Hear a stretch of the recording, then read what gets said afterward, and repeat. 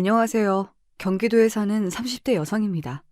제가 오늘 이곳에 찾아온 이유는 살다가 어이없는 상황을 겪었기 때문이에요. 처음 만났을 때는 대학 동문 선후배 사이라면서 친한 척하던 예비 시모가 우리 아버지를 보자마자 상견례 자리에서 결혼을 깨버렸어요. 아버지가 휠체어를 탄다는 이유만으로 말이죠. 이야기가 거기서 끝났다면 평생 가슴 치며 한으로 남았겠지만 예비 시모가 모르는 비밀이 있었어요. 그 비밀이 담긴 명함 한 장 때문에 예비 시모는 그 자리에서 주저앉고 말았습니다. 순간의 선택이 평생을 좌우한다. 이런 문구 기억나시나요? 전자회사 광고였는데 찰나의 순간에 판단을 잘하라는 뜻이기도 하겠죠. 그때 예비 시모가 다른 선택을 했더라면 저는 결혼을 하고 제가 평생 땅을 치며 후회했겠죠. 결국 예비 시모도 순간 잘못된 판단과 선택으로 평생 나락으로 떨어져 버리고 말았습니다. 역시 사람을 겉만 보고 판단하면 안 되는데 어리석은 예비 시모는 그런 선택을 했어요. 평생 머리카락을 쥐어뜯으며 괴로워했으면 좋겠네요. 오늘은 제가 겪은 어이없는 예비 시모 이야기를 해드리려고 왔어요. 여기서 시원하게 털어놓고 가면 저도 이제 새 출발하려고요. 부디 제 이야기를 들어주시면 좋겠어요. 저의 예비 시모는 허영심이 많고 콧대가 높은 사람이었어요. 처음 볼 때부터 자기 자랑이 심하더라고요. 그렇게 잘난 척 잘하는 사람을 처음 봤어요. 나 강남에 오래 살았고 이대 나왔어. 우리 친정아버지도 산부인과 의사였지. 남편도 치과 의사였고. 내 아들도 내과 의사란 말이지.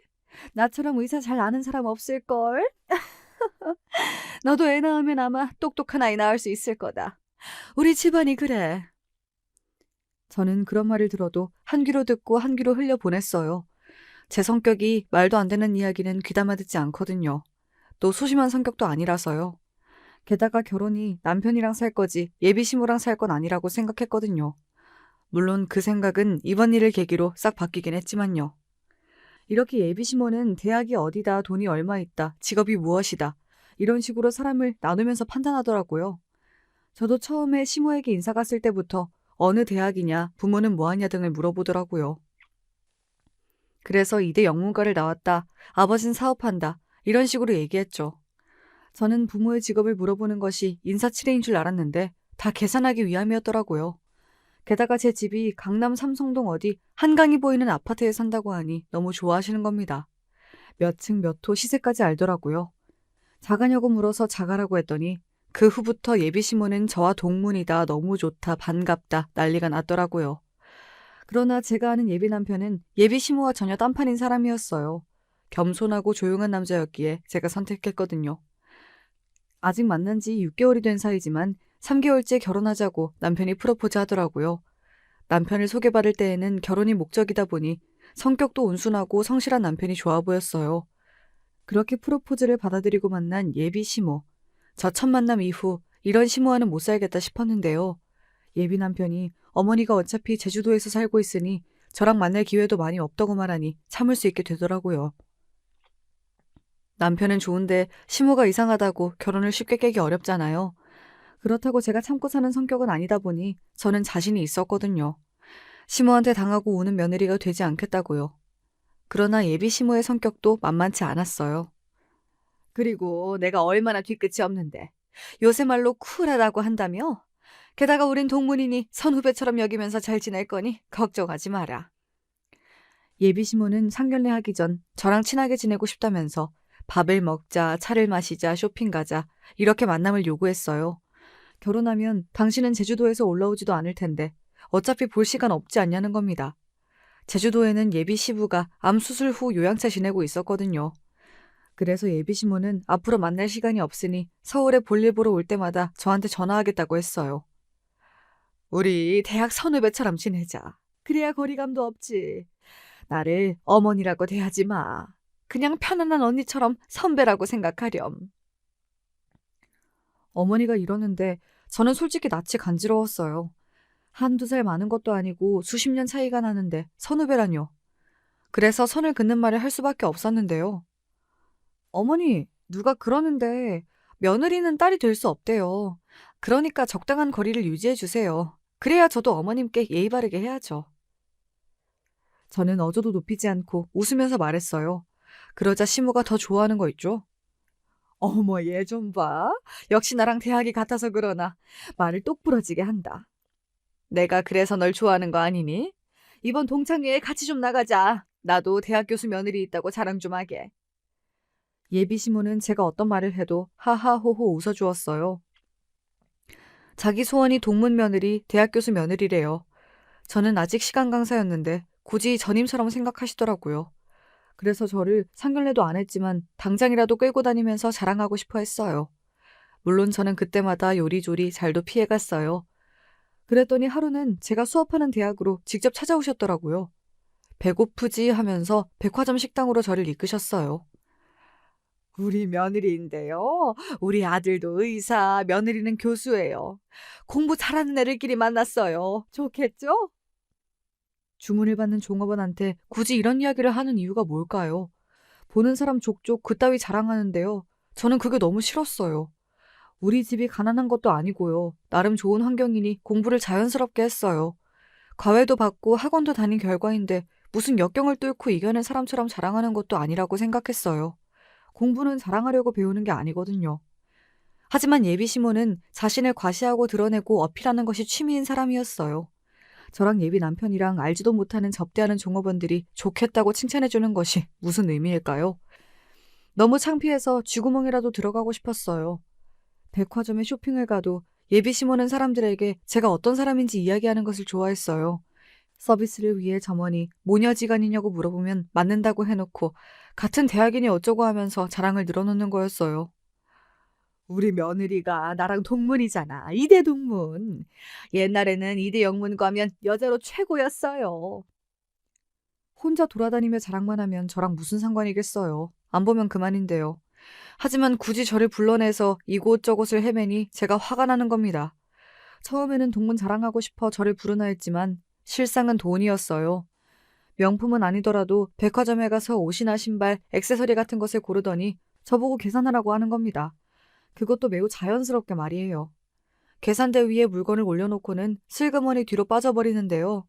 처음에는 가볍게 스카프나 열쇠고리 같은 비교적 가격이 낮은 물건이었지만 시간이 갈수록 점점 금액이 커졌어요. 우리 아들 같은 남자 아무나 못 만나. 의사 사모 아무나 되나? 요새는 의사 되는 것도 돈 많이 들어. 나 정말 힘들게 키워서 너 주는 거다. 이 정도는 네가 감수해야 해. 예비 시모는 의사가 무슨 재벌이나 되는 것처럼 거드름 피우더라고요.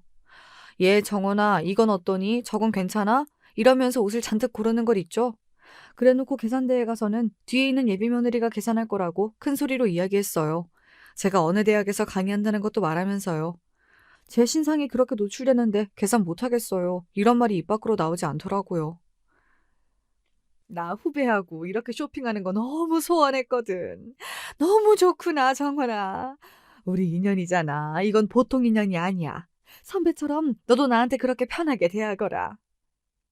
그게 말처럼 쉽나요? 어떤 선배가 후배 지갑 거덜내려고 하겠어요. 게다가 원래 선배가 후배한테 밥 사주고 그러지 않나요? 말이 후배랑 즐기는 데이트죠. 속된 말로 돈 뜯는 것과 무슨 차이가 있겠어요. 처음엔 받아줬어요. 한두 번이야 사드릴 수 있잖아요.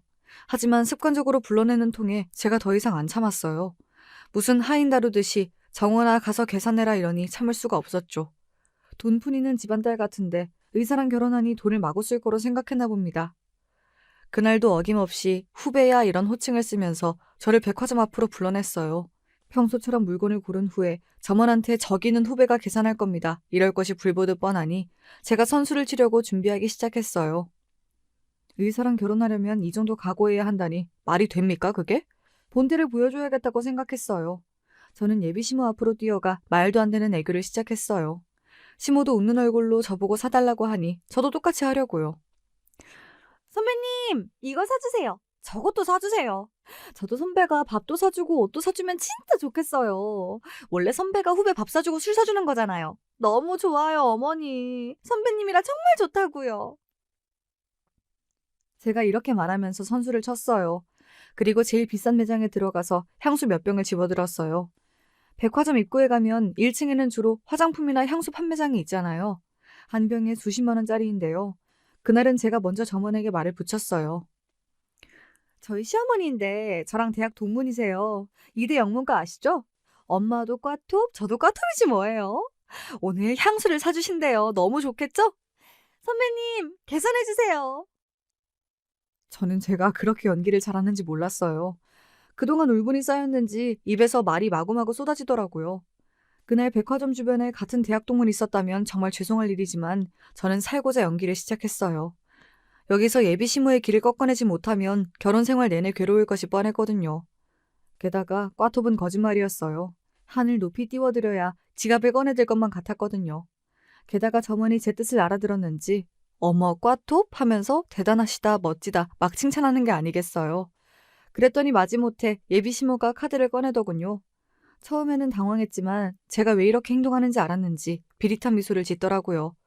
제가 고분고분한 줄 알았는데 자기랑 같이 행동하니까 어이가 없고 화가 났을 거예요. 하지만 저도 멈추지 않았어요. 칼을 꺼냈으면 끝까지 잘라야 다신 이런 일이 없을 테니까요. 선배님, 오늘은 제가 안심 스테이크를 먹고 싶어요. 사주실 거죠? 원래 선배가 후배 사랑해주잖아요. 선배님 최고! 고층에 가면 양식당 있어요. 제가 사람들 다 들으라고 소리를 고래고래 질렀거든요. 선배, 선배 하면서 말이죠. 양식당 가서도 제가 일부러 주방장을 불렀어요. 스테이크 맛있다고 하면서 주방장을 치켜 세운 뒤 예비시모를 소개했죠. 이분이 예비시모인데 대학 선배다. 그래서 오늘 밥은 산다. 등등. 광고를 대대적으로 해버렸어요. 아마 양식당 사람들 모두 예비시모가 밥을 사는 걸 알 정도로 말이죠.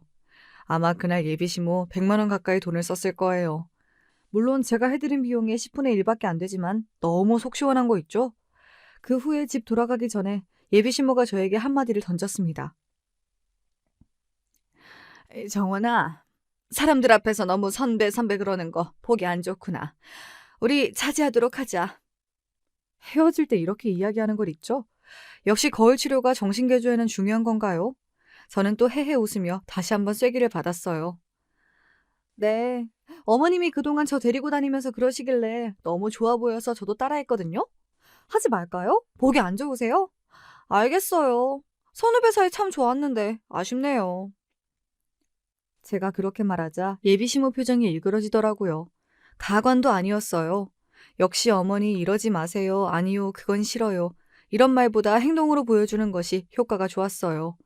그 전에는 일주일에 한두 번 정도 올라와 저에게 전화했는데 그 후에는 제주도에서 잘 올라오지 않으셨어요. 아마 계속 시모의 이상한 행동이 있었다면 결혼 안 하겠다 제가 발표했을 텐데요.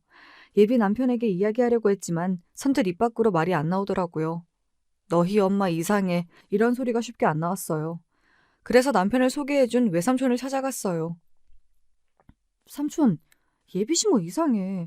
전원생활에서 서울로 안 올라올 줄 알았는데 맨날 올라와서 선배니 후배니 맨날 학연에 집착한다니까? 요샌 안 오시지만 언제 들이닥칠지 몰라. 이렇게 외삼촌한테 제가 따지면 속이라도 조금 시원해졌어요. 도대체 왜 이상한 예비시모가 있는 남자를 소개했냐고요. 솔직히 어떻게 알겠어요. 시모가 어떤 인물이라는 걸요. 그래도 괜히 원망이라도 해야 속이 시원했어요. 외삼촌은 남편의 지도 교수예요. 외삼촌은 남편이 착실하고 예의 바르고 단정해서 조카의 짝으로 괜찮겠다 싶어 저를 소개해 주었어요. 외삼촌은 이혼남이고 아직 자식이 없었거든요. 특히 외삼촌과 저는 예전부터 우리 집에서 함께 살아서 그런지 더 잘 통하거든요. 엄마가 돌아가신 후에도 외삼촌은 계속 우리 집에 있었어요. 엄마가 죽고 나자 제 나이가 고작 15살이라 외삼촌도 선뜻 누나가 없다고 우리 집을 나가진 못했어요. 사춘기에다 엄마 잃은 슬픔이 있으니 얼마나 힘이 들었겠어요. 그렇게 제 마음을 잘 다독이게 도와준 것도 외삼촌이었거든요. 제가 대학을 졸업할 때쯤 외삼촌은 결혼하게 되었는데 2년 만에 결혼 생활에 마침표를 찍고 이혼남이 되어버렸어요. 남편을 소개할 당시 저희 아버지가 외손주 보는 게 소원이라고 하니 삼촌이 신랑감을 물색했어요. 솔직히 우석이만 좋으면 됐지. 나머지는 나도 모르지. 설마 시무가 같이 살자고 하겠어? 우석이도 자기 엄마랑 같이 안 산다고 했는데? 그건 확실해. 자기 엄마 감당 아무도 못한다고 절대로 같이 안 산다고 했어. 뭐? 그 사람도 자기 엄마 이상한 걸 알고 있네? 무섭다, 무서워. 그럼 이 결혼 해야 해, 안 해야 해? 우석이는 좋잖아, 아니야? 솔직히 아직 너희 아버지가 누군지 말을 안 해서 그렇지. 나는 문제 없다고 생각해. 우석이는 진짜 내가 보증해. 설마 이상한 남자를 하나뿐인 조카에게 소개하겠니? 하늘에 있는 누나 무슨 낯짝으로 보려고? 하긴 삼촌 말도 맞았어요. 앞으로 남편도 바쁘고 저도 바빠지니 만날 일도 없다고 생각했는데요. 하지만 예비 시모는 이미 반격을 준비하고 있더라고요. 갑자기 저한테 전화가 왔어요. 서울인데 당장 만나야겠다면서요. 급한 일이라고 했어요. 저는 예감이 이상해서 예비 남편에게 이야기하고 같이 가자고 했지만 하필 급한 수술이 잡혀서 늦게 온다는 거예요. 저는 청심환까지 먹고 시모를 만났어요. 사람이 감이란 것이 있잖아요. 뭔가 기분이 나빠지기 시작했어요. 아니나 다를까요? 예비 남편이 근무하는 병원 근처 카페에서 만났는데요. 예비 시모는 이상한 말을 하기 시작했어요. 내가 그동안 고민을 해봤는데 제주에서 말고 이제 서울로 올라와서 살아야겠구나. 너희들 결혼하고 애 낳으면 관리하기도 어려우니까 말이야. 카페에 앉자마자 커피 주문도 하지 않았는데 이렇게 폭탄을 제 머릿속에 투하했어요. 그래도 일말의 희망, 같이 살자고는 하지 않겠지 싶었어요. 하지만 슬픈 예감은 언제나 적중하잖아요. 같이 살자는 거야. 무슨 집을 따로 얻어? 평생 같이 살자는 것도 아니고 당분간만이야. 첫 아이 낳고 얼마 키우고도 나면 내가 내려가마. 저는 덜덜 떨리는 마음을 부여잡고 아이스 아메리카노를 주문하고는 다시 자리에 앉았어요. 그 자리에서 악 하고 소리를 지를 뻔했기 때문이에요. 한 모금 마시면서 마음을 가다듬고 말하기 시작했는데요. 아버님 요양사 내려가셨는데 서울에 오시면 누가 돌봐드려요? 많이 좋아지셨어. 간병인도 잘해주니까. 그리고 주말에는 왔다 갔다 하면 되겠지. 그리고 정원이 네가 일해야 하니까 집에 내가 있어주면 도움이 되지 않겠니? 그동안 우리 선후배라서 친해졌잖아. 입은 웃고 있는데 속에서 천불이 나는 경험을 했습니다. 저는 종업원이 가져다준 아이스 아메리카노를 벌컥벌컥 마셨어요. 그리고 입을 열었습니다. 어머니, 그건 아닌 것 같아요. 같이 살다뇨. 어머니랑 저랑 성격도 너무 달라서 힘들 것 같아요. 저는 용기를 내서 말했어요. 여차하면 지옥문이 열릴 것만 같았거든요. 여기서 시모 페이스에 말리면 평생 함께 살지 모른다는 두려움이 생겼어요. 저는 우석 씨랑 단 둘이 살고 싶어요. 그리고 당분간 아기 생각도 없고 어머님이 해줄 일이 없습니다. 너무 단칼에 거절하는구나. 네가 너무 버릇이 없어. 난 걱정이다. 저번에 보니 향수 같은 고급 제품도 헤프게 구매하고 음식도 비싼 것만 사 먹고. 왜 그러니? 혹시 없이 살다가 갑자기 의사 만나니 정신을 못 차렸니? 그건 왜 그런지 아시잖아요. 어머니가 하시는 대로 따라했을 뿐이에요. 싫다고 하셔서 안 하기로 했고요. 그리고 저 그 정도 살 수 있고 먹을 수 있게 돈 벌고 있어요. 사후 경직 월급이 얼마 된다고 그래. 내가 좋게 봐서 교수지. 네가 교수니? 그냥 강사 아니야? 그 정도 위치에 우리 우석이를 만날 수 있다고 생각해? 저는 한숨을 쉬며 커피를 마셨습니다. 또박또박 대드는 것도 무의미하다는 생각이 들 정도였어요. 뱃속으로 쓰린 커피가 스며드는 기분이었습니다. 예비 시모는 아랑곳 없이 더 심한 말을 내뱉었어요. 의사 월급 많다고 그거 다 쓰게 되면 어쩌니? 게다가 친정엄마도 안 계신데 나라도 가르쳐줘야지. 안 그래? 가정교육은 중요한 거야. 내가 선배라서 도움을 줄 수 있고. 제가 가정교육 못 받았다고요? 제가요? 어머니, 예의 없게 한 행동이 하나도 없습니다. 이렇게 무리하게 당장 연락해서 나오라는 것도 거부하려다 어른이 비행기 타고 오는데 나가는 게 도리로 앉아있는 겁니다. 말 함부로 하지 마세요, 어머니. 짜증이 나는 얼굴로 겨우 앉아있는 게 예의니? 집에 의사라곤 외삼촌밖에 없잖아. 의사 부인으로 덕목부터 하나하나 가르쳐야지. 너희 아버지 집에서 쉬신다며? 엄마도 일찍 돌아가시고 외삼촌 덕분에 큰 것 같은데 외숙모도 안 계시잖아. 내가 도와줄게. 의사 부인 덕목이라뇨. 어머니, 그런 것이 어딨어요. 의사가 특수한 직업이지만 특별한 것은 아니잖아요? 저 우석 씨 의사라서 결혼하는 것이 아니에요. 좋은 사람이라서 결혼하는 거지. 그깟 의사라서 결혼하는 게 아니라고요. 어머, 얘 봐라. 그깟 의사? 네 주제에 가당치도 않은 거였어. 저번에도 말했지만 우리 아버지 의사야. 내 남편도 의사고 내 아들도 의사고. 그런 것들이 얼마나 중요한지 아니? 내 남편 내가 내조해서 병원장까지 만들었다. 비록 대형 병원은 아니지만.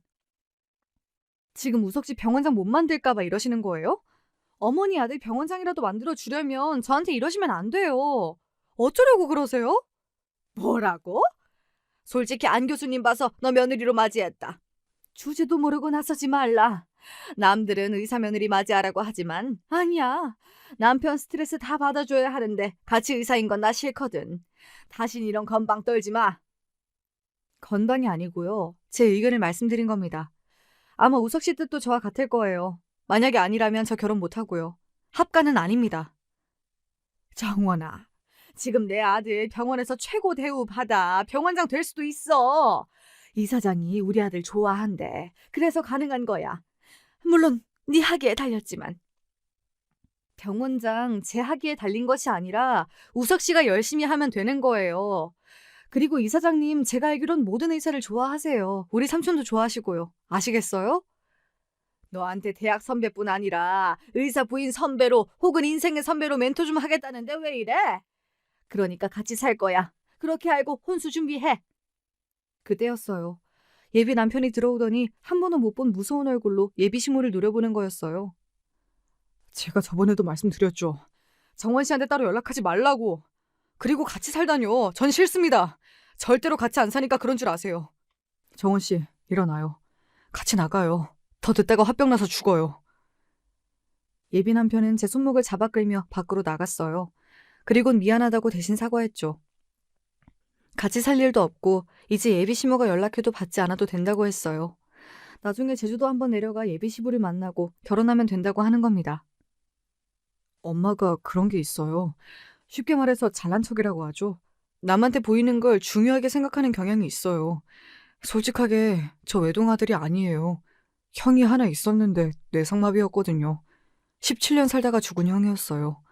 근데 엄마는 그것도 없던 일처럼 행동하더라고요. 뇌성마비 아들을 키우면서 모자란 아이를 낳았다며 예비 시모가 구박을 많이 받았다고 하더라고요. 저는 의사 집안에서 뇌성마비가 유전보다는 환경적 요인이 더 많은 걸 몰랐냐고 반문했더니 예비 남편이 눈을 동그랗게 뜨는 겁니다. 의사 집안이요? 엄마가 그래요? 외할아버지랑 할아버지 다 농사 지으셨는데요. 진짜 엄마가 그랬어요? 만날 때마다 의사 집안이라고 하셨는데 아니에요? 아버지는 치과 의사셨지만 나중에는 책방 운영하셨어요. 하긴 치과 운영하셨으니 병원장은 맞나? 아무튼 엄마가 정원 씨한테 많이 밀렸는데요. 불리하니 거짓말했나 봐요. 예비 남편은 엄마는 자기가 이제 막아줄 테니 너무 걱정하지 말라고 하더군요. 시모가 그렇게 다급하게 올라와 서울에 같이 살자고 어필한 것은 제 기선을 제압하기 위해 떠든 말 같았어요. 제가 호락호락한 며느리가 아니란 것을 알고 서울 살겠다 협박하고 반응을 보려고 했나 봅니다. 제가 그 작전에 안 먹혔다는 것이 문제지만요.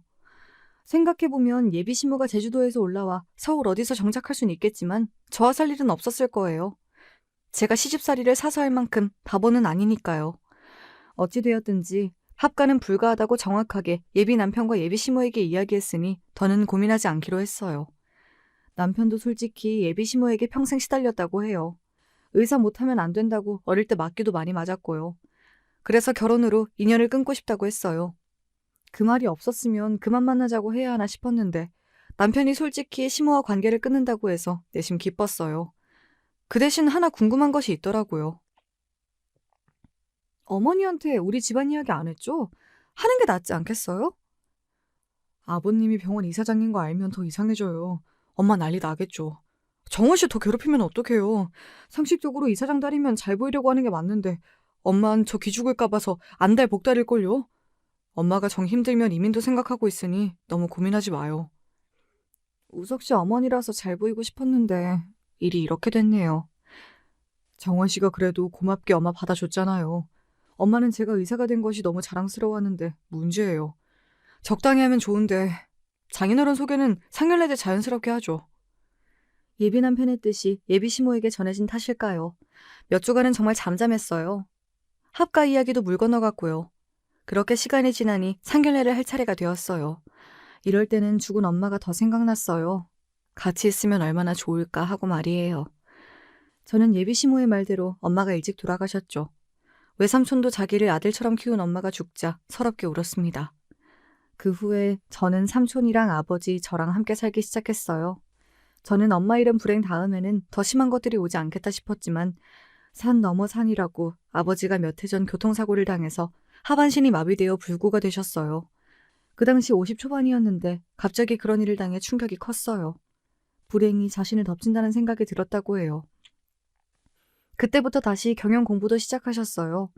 겉으로 보기엔 저희 아버지가 장애인인 것 같아도 병원 이사장입니다. 전직 의사셨고요. 그걸 예비 시모에게 숨겼죠. 왜냐고요? 물론 예비 남편 뜻이었어요.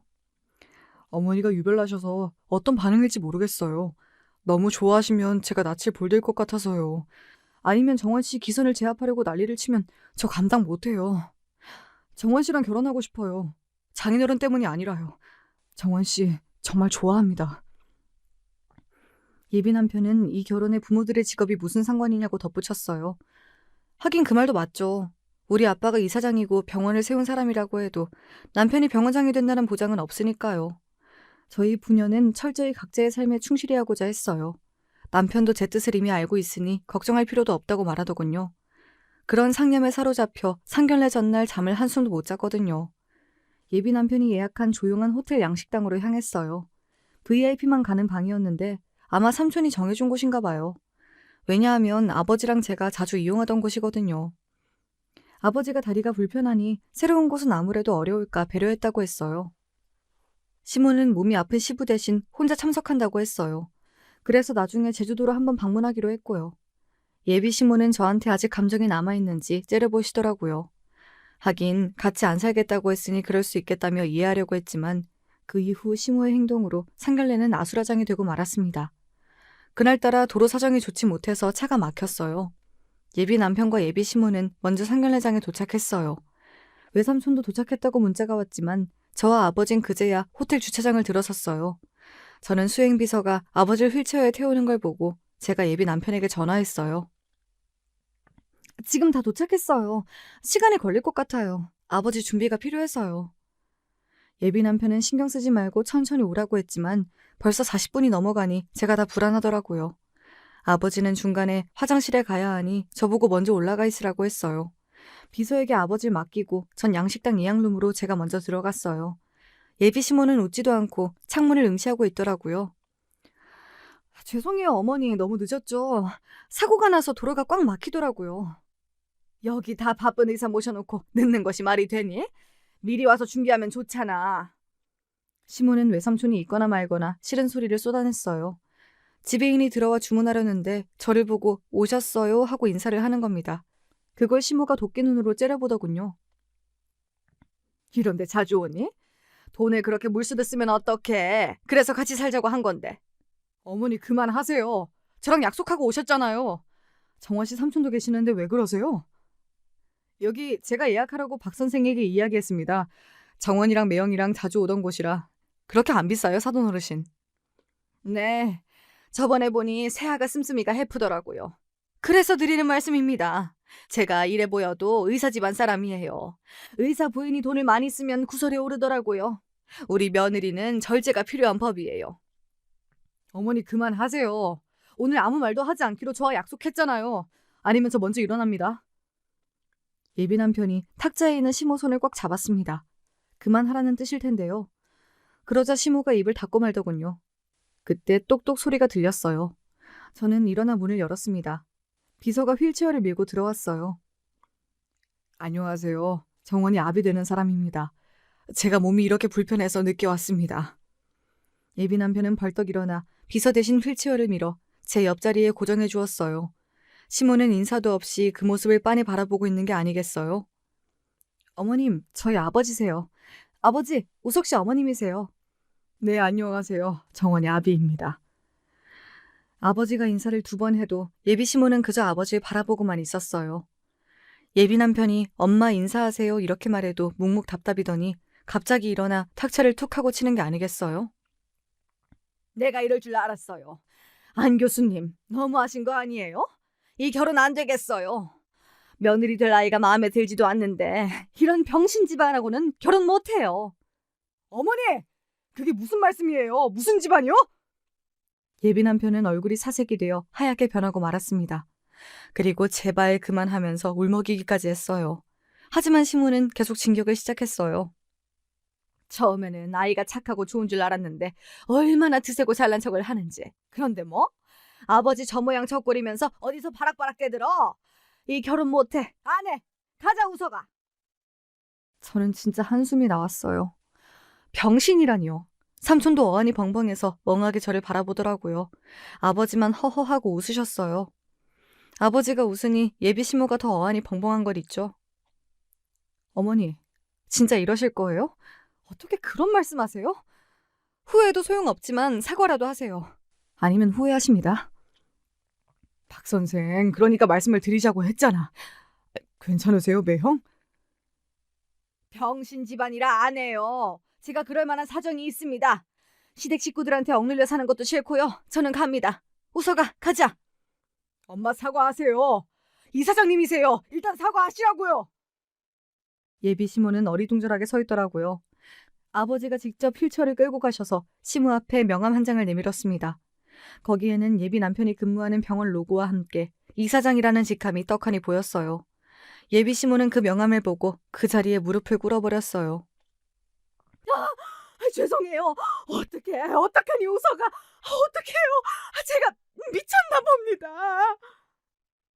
시모는 명함을 쥐고는 달달 떨고 난리가 났어요.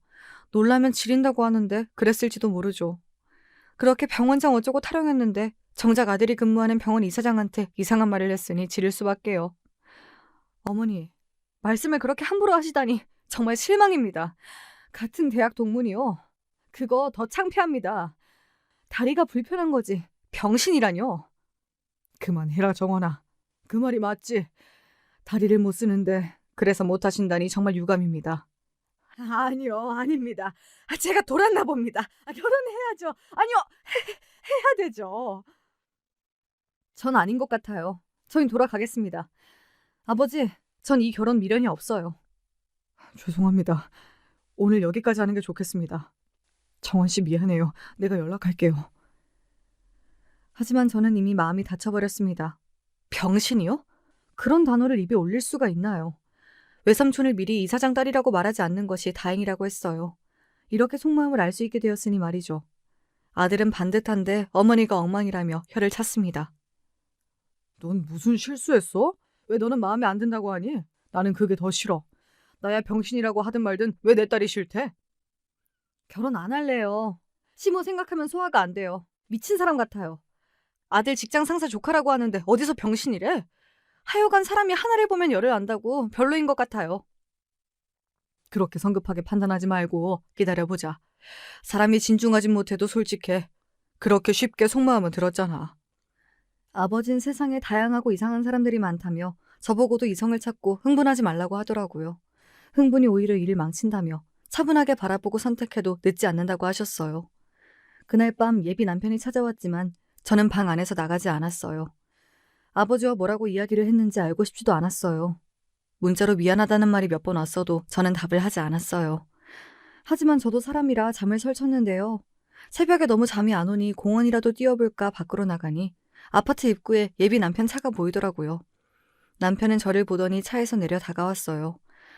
초췌한 모습이 안타깝긴 했어요. 엄마가 이상하니 그렇게 고생이구나 하고 싶더라고요. 집에 안 갔어요? 왜요? 저는 박우석 씨랑 더 이상 할 말이 없어요. 엄마와 의절하기로 했어요. 엄마 더 이상 정원 씨 앞에 오지 않을 거니 넓은 마음으로 이해를 해주면 좋겠어요. 우리 결혼하는데 엄마는 없을 거예요, 이제. 결혼이요? 전 생각 더 해봐야 될 것 같아요. 진행되겠어요? 그나저나 아버지는 뭐라고 하세요? 아버지가 이해한다고 하세요? 네. 엄마가 오셔서 사과라도 할까요? 하니 됐다고 하시네요. 정원 씨가 받아주시면 결혼은 할 수 있다고 하셨어요. 박우석 씨, 생각 좀 해볼게요. 일단 돌아가세요. 오늘 업무 지장 있잖아요. 저는 겨우 예비 남편을 달래서 돌려보냈어요. 하긴 병원 이사장 딸이라서 그런 건가요? 예비 남편은 저를 붙잡고 싶었던 모양이에요. 그런데 왜 제 아버지가 이사장인 것을 이야기하는 것을 꺼렸는지 생각해봤어요. 예비 시모 성격이면 좋다고 했을 건데. 휠체어 아니라 진짜 아버지가 몸에 문제가 있어도 받아줄 것 같았거든요. 물론 시모였다면 병원에 골백번도 더 왔을 거예요. 소문이 무서웠다니 왜 그럴까 의문에 답이 풀리지 않았어요. 병원에 소문이 나도 나쁜 소문도 아닌데 지장이 없어 보였거든요. 이런 의문이 풀리기도 전에 예비 시모는 너무 뻔뻔하게 저에게 전화하는 겁니다. 안 받으니 학교로 전화하고 또 찾아왔어요. 저는 전화도 차단하고 말았는데요. 어느 날 수업을 끝내고 집에 가려는데 조교가 헐레벌떡 뛰어와 학과장이 저를 찾는다고 말했어요. 학과장 방에 가보니 이미 학과장과 예비 시모가 환하게 웃고 있었어요. 제가 왜 모교 학교의 전임 강사가 되었을까요? 학과장이 예비 시모 동문이라고 했습니다. 예비 시모는 인사차 왔다며 일어나더라고요. 거기서 싫다고 할 수도 없고 어쩔 수 없이 예비 시모를 데리고 그 방을 나오게 되었죠. 캠퍼스 한쪽 벤치에 앉아서 이야기하자며 예비 시모가 저를 데리고 갔어요. 여기서 싫다고 뿌리쳐봤자 보는 눈이 많으니 오히려 이상해지겠다 싶었어요. 미안하다, 정원아. 한 번만 이해 좀 해줘라. 나 아들 중에 뇌성마비가 있었어. 그래서 신체적으로 이상이 있으면 그렇게 반응이 나와. 그때 나도 제정신이 아니었어. 우석 씨가 어머니랑 의절한다는데 아직 안 했나 보죠? 저는 결혼도 생각해보기로 했어요. 그러니 사람들한테 예비 시모라고 소개하지 마세요. 결혼 안 할 수도 있잖아요. 아버님에게 사과는 드리고 의절해도 해야지. 그게 네가 원하는 거면 다신 안 찾아올게. 우리 우석이 제발 버리지 마라. 지금도 매일 괴로워하고 있어. 사과하고 의절하세요. 그리고 다신 학교에서 저를 찾으시면 안 됩니다. 결혼은 좀 더 고민해볼게요. 그럼 조심히 가세요. 저는 할 말만 하고 돌아서 버렸어요. 어떻게 뻔뻔하게 찾아올 수가 있나요? 아버지 앞에서 무릎을 꿇고 사과하고 용서 빌었다고 하지만요. 아버지는 이해하고 용서해도 저는 그렇게 쉽게 되질 않았어요. 아무리 자기 아들이 뇌성마비였다고 내 아버지를 병신이라고 할 필요는 없잖아요. 아무리 생각해도 예비 시모도 이해되지 않았어요. 사람이 기본적으로 다른 사람을 무시하면 나올 수 있는 말 아닌가요? 게다가 예비 시모는 내 앞에서 하는 말과 뒤에서 하는 행동이 달랐어요. 제 앞에서 용서를 빈다고 했지만 돌아서서는 이사장 딸과 결혼한다고 소문내고 있었어요. 그래야 제가 사람 눈이 무서워 결혼이라도 할 줄 알았나 봅니다. 하지만 그건 자기 생각일 뿐이고요. 사람들 눈 안 무서워하는 사람도 있습니다. 바로 저예요. 남들 보는 것이 무슨 상관이라고 자기 인생을 함부로 굴리겠어요. 예비 시모의 이런 태도가 오히려 결혼하기 싫은 이유였어요. 우석 씨, 우리 원점으로 돌아가죠. 결혼이 아무리 우리끼리 한다고 해도 무리예요. 의절이 되겠어요? 천륜인데요? 그리고 제가 보기엔 어머니 의절 못해요. 벌써 병원에 자기가 이사장들 시모라고 하고 경비실을 통과했다는데 사과도 하기 전에 그게 말이 돼요? 예비 신랑 말대로 병원의 소문이 삽시간에 퍼졌어요. 예비 시모는 동창들 모이는 카톡방에서 벌써 자기 아들 병원 이사장 딸하고 결혼한다고 이야기했대요. 병원 입구 경비 요원들에게도 병원 로비에 있는 커피 전문점 사장한테도 자기가 이사장 따님 시모라고, 그리고 자기 아들이 여기 내 거 전문이라고 큰 소리를 쳤나 봅니다. 아버지를 어떻게 구워 삶았는지 용서라는 단어가 나왔어요. 시모가 일주일 내내 가서 손이 발이 되도록 빌었다고 해요. 아버지가 이해하겠다고 하는 이야기가 무슨 뉴스라고 신이 나서 저한테 예비 남편이 전하는 거 있죠. 아버님도 용서해 주신다고 했어요. 오늘 어머니가 벌써 5번째 방문해서 무릎이 닳도록 비셨어요. 형이 뇌성마비라 트라우마가 있어서 그랬다고 이해도 하시고요. 이제 정원 씨만 이해해주면 좋겠어요. 엄마는 의절해요. 그건 진짜예요. 믿어주세요. 모르겠어요. 더 이상 아무런 생각이 들지 않아요. 결혼하고 싶지 않아졌어요. 좀 더 생각을 해볼게요. 전화하거나 찾아오지 마세요. 그렇게 저랑 결혼하고 싶은 예비 남편도 필사적이었어요. 물론 예비 남편 마음을 모르는 것은 아니에요. 이사장 딸과 이대로 헤어지긴 싫을 수도 있잖아요. 아버지는 이미 소문이 날대로 났는데 결혼 물을 수 있냐고 하셨고요. 예비 시모는 찾아오진 않더라고요. 이미 의절해서 다신 안 본다는 서약서를 예비 남편이 써왔다고 하더라고요. 솔직히 우석 씨 좋은 사람 같았어요. 실력 있는 의사고 허우대가 멀쩡했으며 주변 평판도 좋아요. 그래서 6개월 만난 사이며 결혼까지 염두에 두었는데요. 왜 찝찝한 기분이 드는 걸까요? 그 이유가 며칠 후에 밝혀졌어요. 아, 진짜 그 부모의 그 자식이 맞는 건가요? 거짓말을 밥 먹듯이 하는 것이 두 모자가 거의 똑같다는 생각이 들었습니다. 그날은 기말고사를 앞두고 집에서 시험 문제를 고르고 있던 일요일 오후였어요. 그때 외삼촌으로부터 전화가 왔습니다. 아버지 몰래 잠깐 나올 수 있냐는 겁니다. 아버지 몰래? 그런 말은 외삼촌이 지금까지 해본 적이 없는 말이었어요. 외삼촌이 만나자는 장소에 도착했어요. 중국집 예약된 방으로 가니 어떤 여자가 삼촌이랑 함께 앉아있는 게 아니겠어요? 처음에는 삼촌의 여자인가 싶었는데요. 그러기엔 여자가 너무 어렸어요. 20살 초반으로 보였거든요. 아버지 몰래 왜 나오라는 거예요? 그리고 이 여자분은 누구예요? 삼촌이 대답도 하기 전에 갑자기 등줄기에 땀이 하나 씩 지나갔어요. 이래서 여자의 감이 무서운 건가요? 그 여자가 누구인지 왜 저를 찾아왔는지 감이 슬슬 오기 시작했어요. 여러분도 감이 오시죠? 정말 예비 남편이랑 사귀고 있던 여자라는 겁니다. 임신 8개월이라고 하던데 저는 헛웃음이 나오더라고요. 미안하다 정원아. 10길 물속은 알아도 1길 사람 속은 모른다더니 진짜 미안해. 이 친구 우리 병원 간호사였는데 임신이래. 박 선생 아이란다. 그래도 임신은 너 만나기 전에 한 거더라고. 저는 말 없이 그 여자를 쳐다봤어요. 제가 못된 사람인가요? 갑자기 잘난 척하는 예비시모가 떠올랐어요. 간호대학원이나 나온 여자도 아니고 간호조무사라는데 나이도 20대 초반. 여자는 아예 작정하고 덤빈 스타일로 보였지만 울고 있더라고요. 이 여자를 보면 우리 선배님은 어떤 표정을 지을까가 오히려 궁금했어요. 별것도 아닌데 왜 불러요, 삼촌. 저 그 사람이랑 결혼 안 해요. 그날 상견례 자리에서 결정한 것 바뀐 것 없어요. 아버지도 제 뜻대로 했다고 하고요. 이래서 소문내는 게 싫었구나. 저 갈게요. 알아서 잘 정리하세요. 그날 밤 정말 잠이 잘 오더라고요. 그동안 결혼을 해야 하나 진짜 좋은 사람인가 아닌가 이런 의심이 있었는데요. 역시 그런 마음이 들 때면 결혼하면 안 되는 것 같아요. 저는 아버지에게 결혼을 안 하겠다고 말했고 찾아온 예비 남편에게도 전화로 쐐기를 박았어요. 이미 예비 남편은 외삼촌에게서 많이 맞은 상태였거든요. 박우석 씨, 결혼 안 합니다. 안녕히 계세요. 이제 전화 차단합니다. 저는 이 말만 하고 전화를 끊어버렸어요. 정말 자유였죠. 곧 방학이 다가왔고 저는 다음 학기에 지방대학 전임교수로 발령받았는데요. 저는 아무도 모르게 아예 집으로 옮겨버렸어요. 예비 남편은 매일 아파트 앞에서 진을 치고 있다가 경찰에 의해 쫓겨났다고 했어요. 그 후 외삼촌 말로는 아무도 모르게 예비 신랑의 병원을 그만두었다고 했어요. 그리고 서울 어디서 개업했다는 말이 떠돌고 있었죠. 그 여자랑 비밀로 결혼까지 했다는데 저는 아무 신경이 쓰이지 않았어요. 그러거나 말거나 말이죠. 그 후에는 소식을 몰랐는데요. 시무는 총동창회에서 자취를 감췄다고 합니다. 이사장 딸과 결혼 앞두고 배부른 간호조무사가 나타났으니 무슨 삼류 드라마에서나 나올 소재잖아요. 하지만 현실은 이사장 딸은 그런 의사와 결혼하지 않거든요. 그런데 말이죠. 예비 남편에 대해서 미련이 없는데 가끔 예비 시모가 생각났어요. 너무 싫어해서 그런 건가요? 자동차 고장으로 그날따라 터미널을 이용해 학교 통학을 했는데요. 시간이 남아서 터미널 아래 상가에 쇼핑하러 갔습니다. 가볍게 입을 면티를 사려고요. 근데 거기서 그 예비 시모를 딱 마주쳤어요. 서로 말은 안 했지만 알아보긴 했거든요.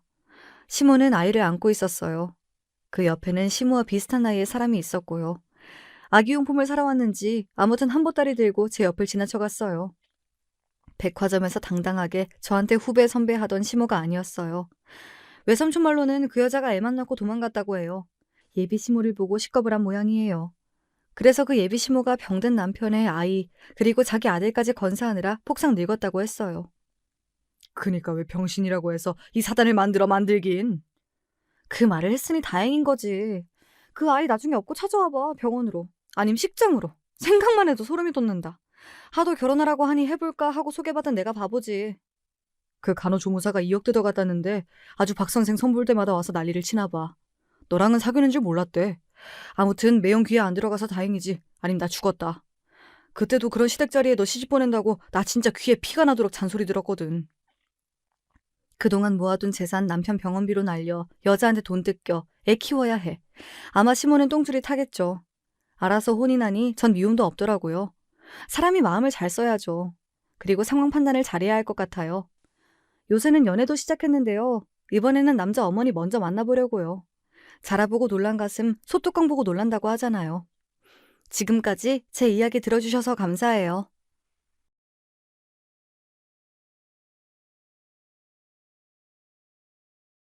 안녕하세요. 저는 경기도 남부의 어느 고즈넉한 동네에서 살고 있는 중년 여자입니다. 사연을 한 편씩 틀어놓고 집안일을 하는 습관을 가지고 있는데요. 만약에 제가 보낸 사연이 소개가 된다면 그날은 정말 즐거운 추억을 만들며 집안일을 할 수 있지 않을까 싶어서 그런 상상을 해보니까 재밌더라고요. 그래서 한번 사연 신청을 도전해보게 됐어요. 인생은 도전의 연속이라고 하잖아요.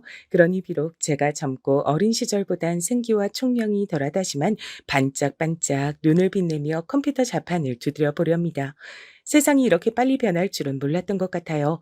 어린 시절 전 기껏해야 땅 따먹기를 오락으로 즐기던 소녀였으니까요. 컴퓨터가 뭔지도 모르고 자라났던 시절 저희 집엔 조부모님이 함께 계셨답니다. 친정 아버지께서 집안의 유일한 아들이셨거든요. 고모만 셋이었고요. 제가 보기엔 고모들도 다 좋으시고 전부 효녀신데 조부모님께선 아들이 최고, 딸은 출가 외인이라고 하시면서 저희 친정 아버지를 가장 귀하게 여기시며 예뻐하셨습니다. 특히 친할머니께서 아들을 귀히 여기시는 것에 앞장을 서셨어요. 그래서 고모들을 향해선 곧잘 모진 말씀도 뱉으셨지만 친정 아버지에겐 순하게만 구셨고 저는 그런 모습을 봐오며 자라났습니다. 친정엄마께선 친할머니께 많이 시달리고 사셨어요. 우리 권영이가 어떤 아들인데? 우리 권영이가 얼마나 귀하고 대단한 아들인데 너는 시집을 오면서 고작 그런 거적대기나 들고 와?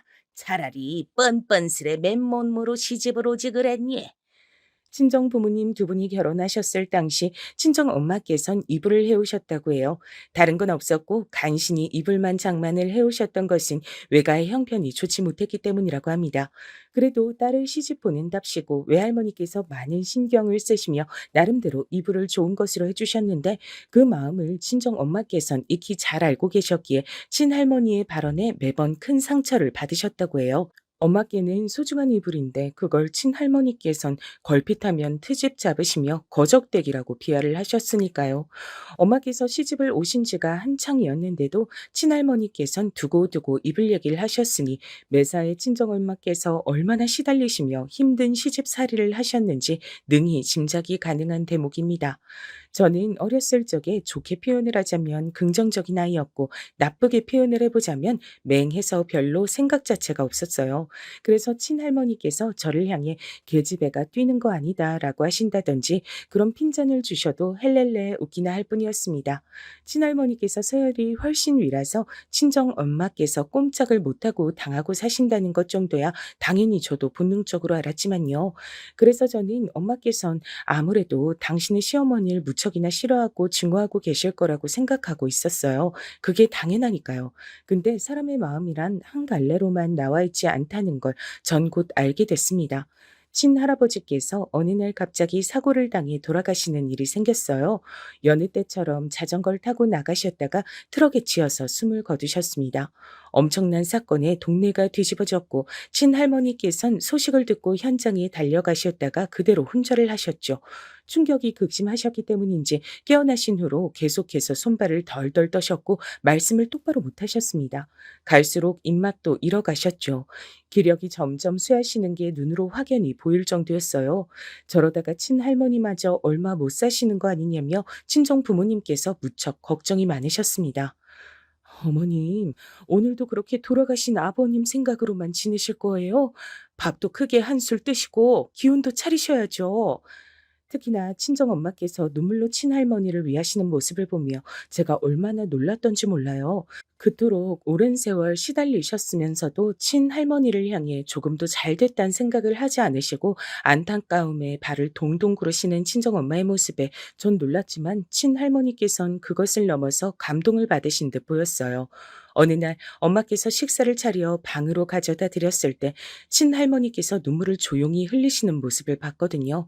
엄마를 바라보시는 눈빛에서 많은 감정들이 읽혔습니다. 엄마의 극진한 간호를 받으신 친할머니께선 조금씩 혀가 풀리셔서 다시 말씀을 똑바로 하실 수 있게 됐고 주변에선 며느리의 효심이 시어머니를 살린 거라고 떠들었습니다.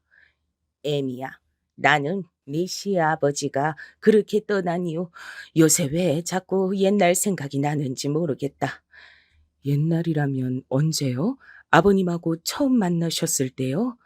그건 애저녁에 잊어버렸어. 근데 딸 자식들한테 해준 것 하나 없이 퉁명스레 키운 것이 생각이 나질 뭐니. 딸은 어차피 출가 외인이라 없는 형편에 공부를 아예 시킬 필요가 없다고 못을 일찍이 박았던 게 왜 자꾸만 생각이 나던지. 너는 왜 아들이 아니고 딸로 태어났냐면서 내가 딸들한테 구박을 해댔던 것이 요새 자꾸만 생각이 나서 내가 마음이 불편하고 계속 입맛도 없고 그렇다. 저승에서 네 시알비가 딸한테 미안하단 소린 못하고 여기 와버렸으니 어쩌나라고 나한테 한숨을 푹푹 쉬어대는 것만 같아. 그렇게 모진 태도로 딸 자식들을 키우면 안 됐던 것인데 네가 지금 나한테 잘 대해주는 것을 보면서 나도 참 이런저런 생각이 많이 드나 보다. 저는 어느 날 두 분의 대화를 듣게 됐죠. 그래서 할머니께서 고모들과 함께 난생 처음으로 여행을 떠나기로 결정하셨다는 이야기를 며칠 뒤에 전해 들었을 때 금세 납득을 했습니다. 할머니께선 이런저런 생각이 많이 드셨던 거죠. 그렇게나 모진 소리를 많이 듣고 사셨던 고모들인데도 할머니께서 함께 나들이를 다녀오자고 청하시자 세 분 다 무척이나 기뻐하시면서 즉시 준비를 하셨다고 하더라고요.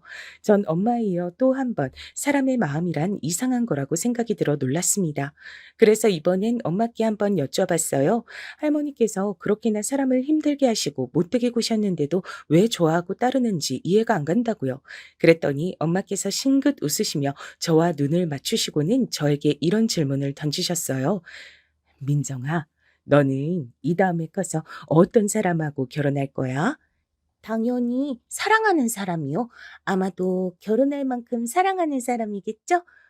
사랑하는 사람하고 우리 민정이가 결혼했다 치자. 근데 결혼 생활 도중에 힘든 일이 자꾸만 일어나는 거야.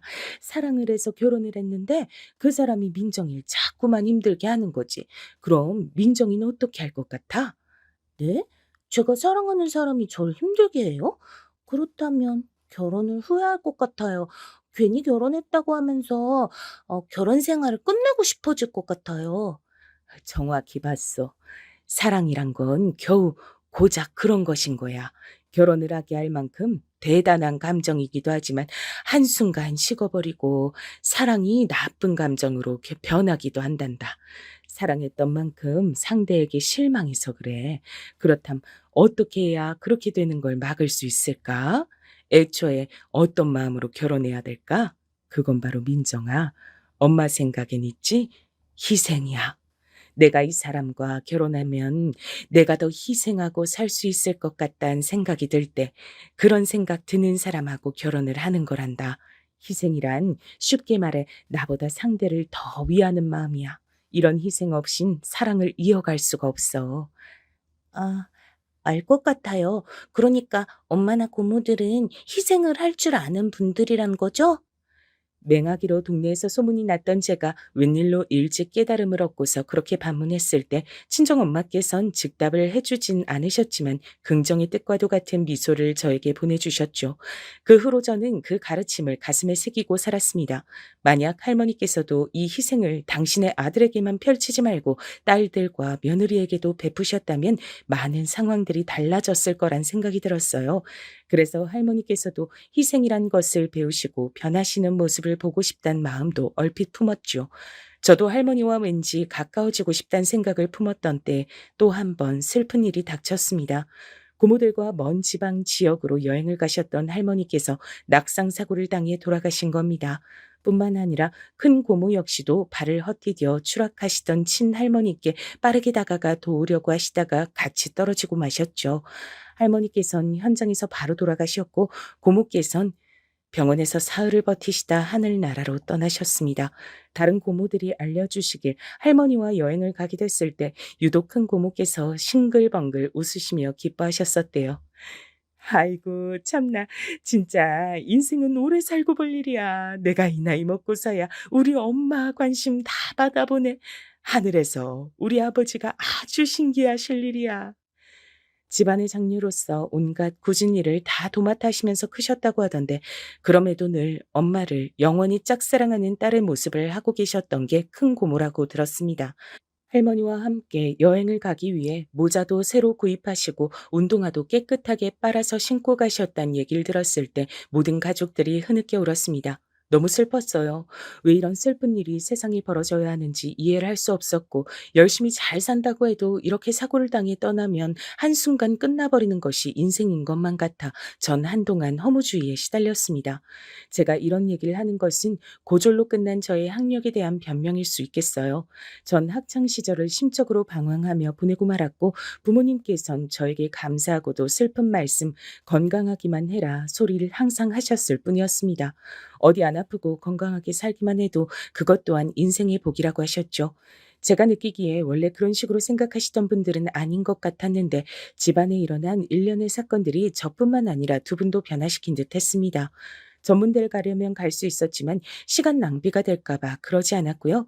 대신 대학 간 친구들이 공부할 때 전 좀 더 이르게 사회생활을 시작했습니다.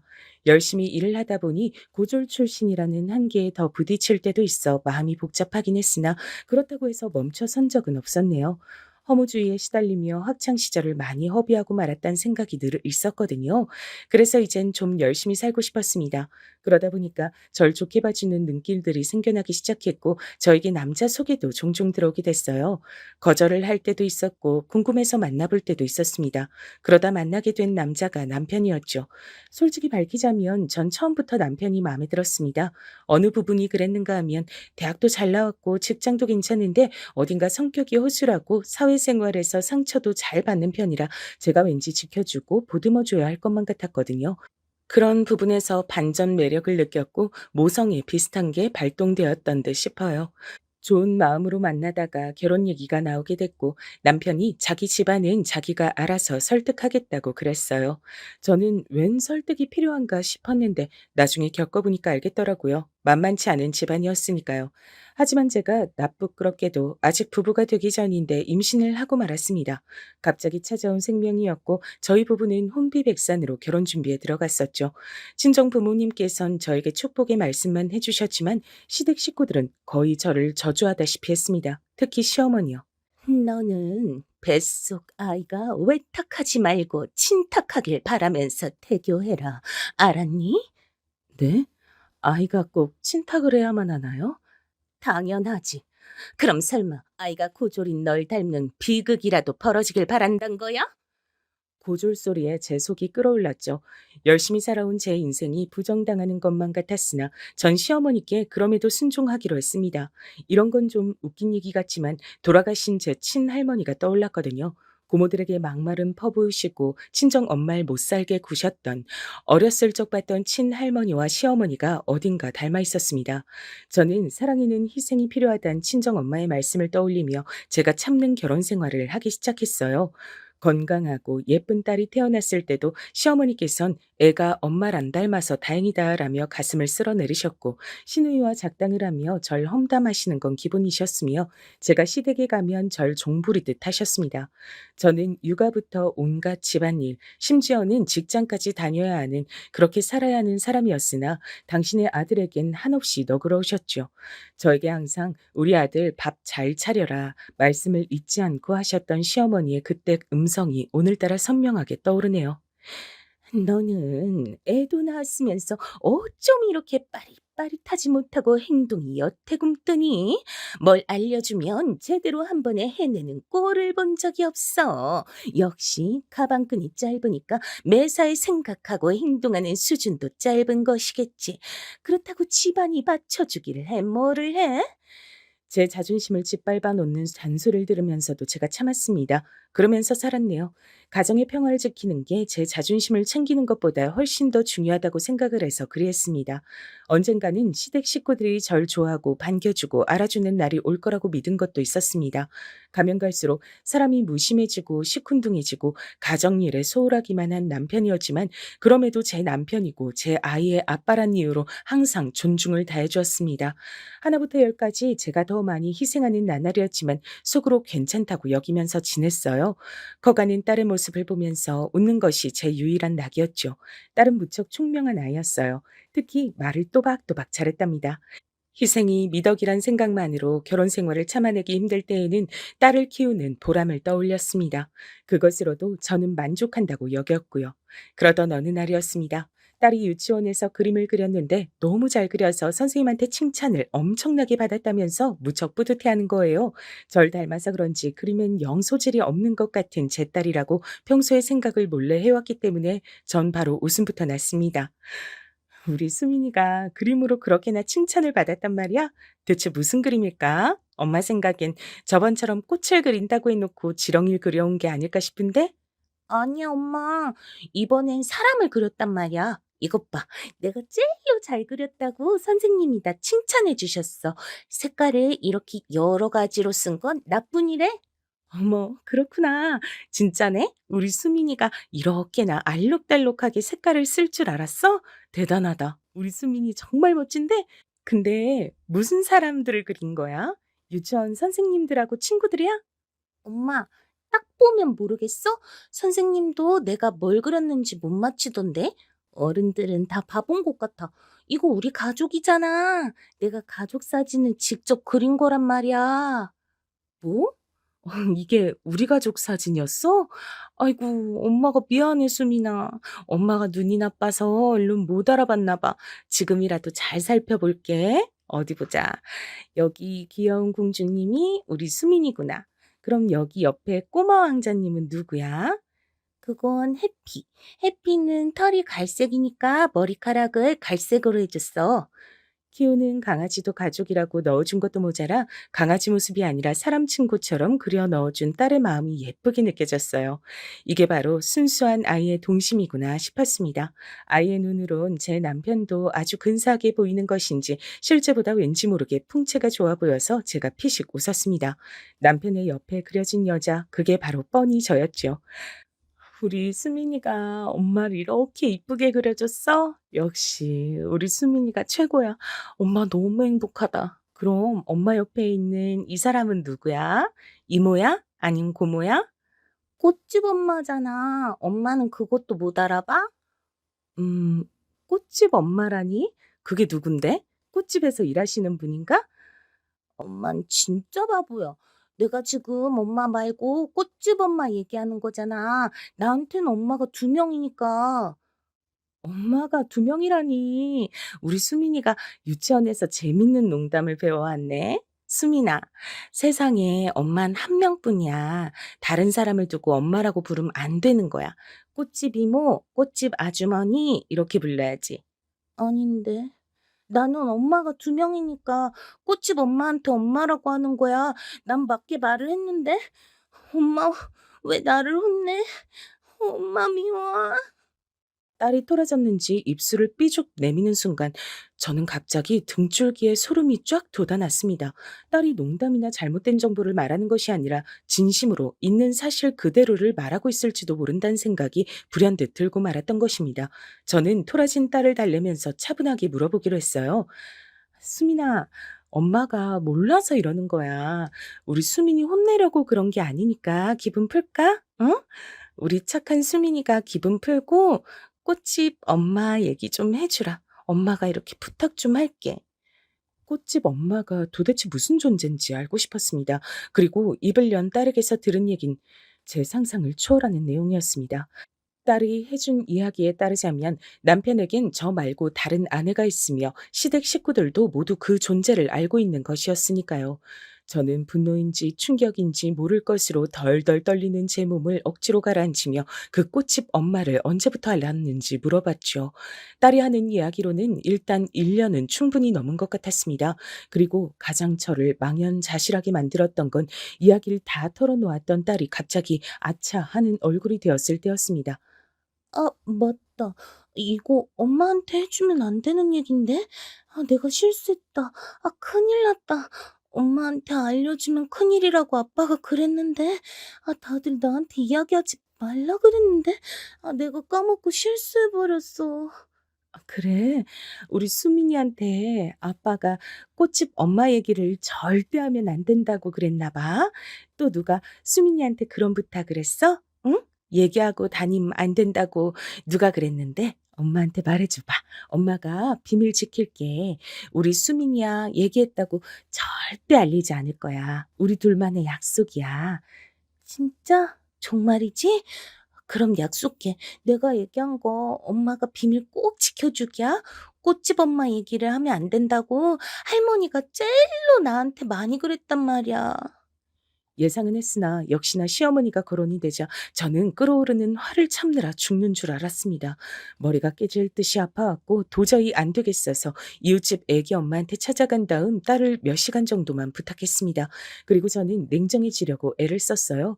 그간 저는 남편이 바람을 피운다고 차마 생각도 하지 못한 채로 지냈었고 설마 딸에게서 엄마 취급인 내연녀가 존재하며 시댁 식구들도 다 알고 있단 충격적인 사건을 맞이할 거라곤 꿈에서조차 상상하지 못한 바였습니다.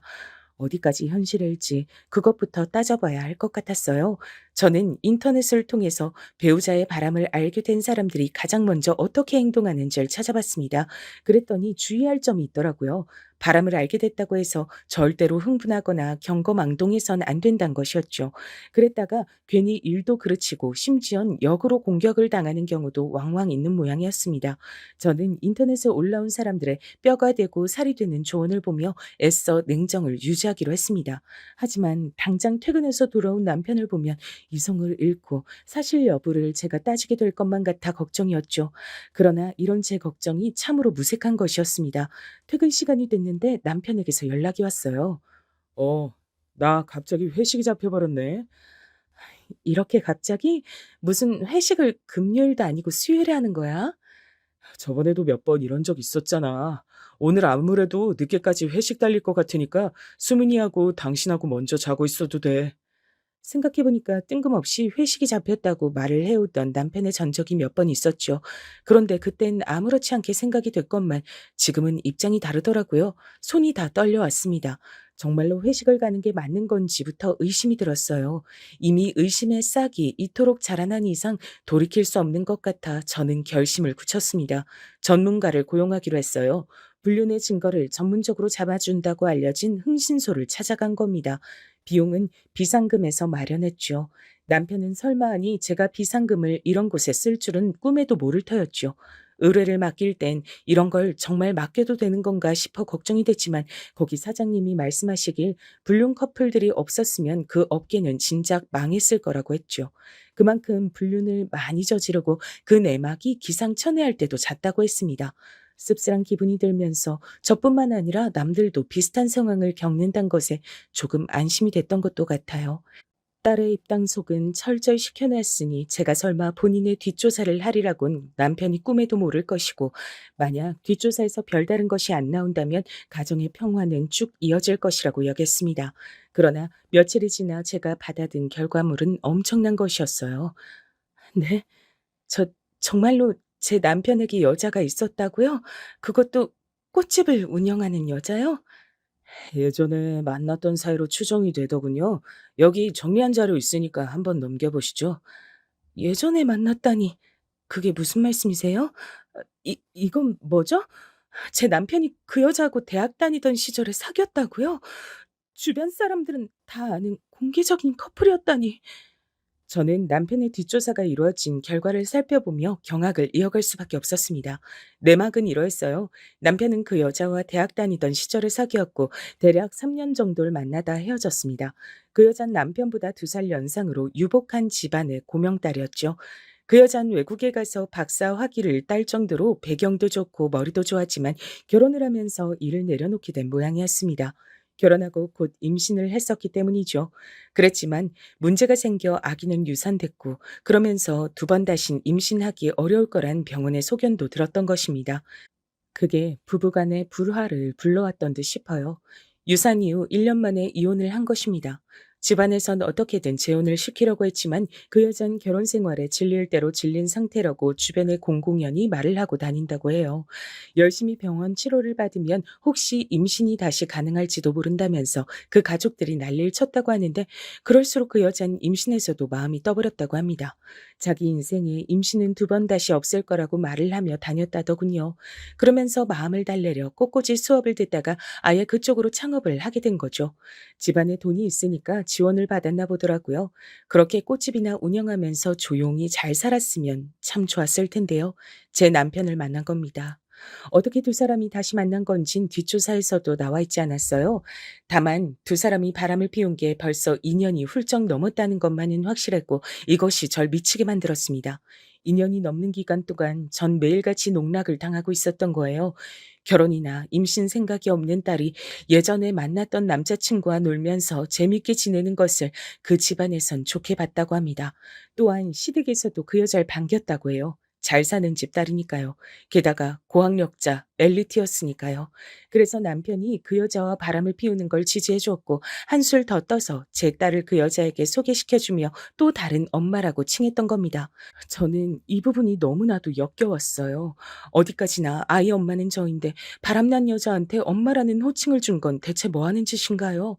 어린아이의 정서를 위해서라도 절대 하지 말아야 할 짓이었습니다. 두 사람은 만남을 아주 즐기고 있는 것인지 제가 딸에게서 꽃집 엄마라는 사실을 알게 되었던 날, 남편이 회식이 잡혔다고 했던 날도 둘이 만나서 밤에 함께 시간을 보낸 모양이었습니다. 이 모든 것을 알게 된 저는 가슴이 찢어질 것 같았고 숨이 잘 쉬어지질 않았습니다. 제가 해왔던 희생, 헌신, 그 무엇 하나 보답받을 수 없었던 행위였던 사실이 절 비참하게 만들었어요. 한 집안, 한 방, 한 침대에서 살고 있는 제 남편이란 작자가 철저하게 절 농락했다는 사실도 절 돌아버리게 만들었지만 다 같이 한 통속으로 절 바보 만들었던 시댁 식구들 때문에 더 미칠 것만 같았습니다. 뒷조사 결과에서 같이 딸려온 사진들이 몇 장 있었어요.